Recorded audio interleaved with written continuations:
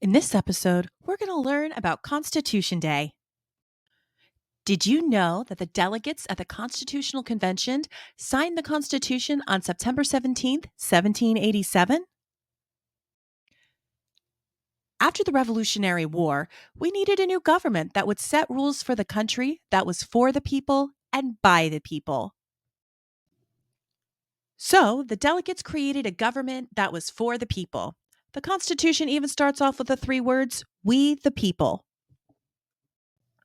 The leaders wrote the Constitution to set up the three branches of government: the executive branch, the legislative branch, and the judicial branch. The executive branch is the President of the United States.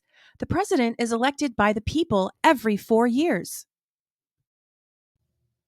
The legislative branch is Congress. Congress is made up of two chambers. The first one is the House of Representatives, and the other is the Senate.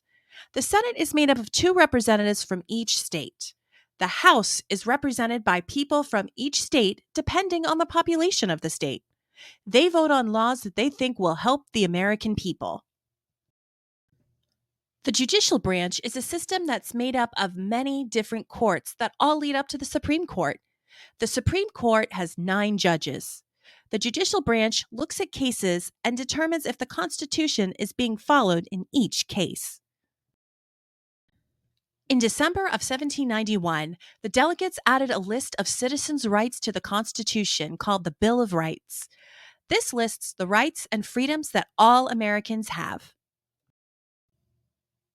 Each year on September 17th, we celebrate the 39 leaders that signed the Constitution and formed a government that we have today. It also celebrates everyone who's an American citizen. I hope you liked this lesson on Constitution Day. Don't forget to check out my channel for more lessons. Don't forget to like and subscribe and check out my TPT store to learn more.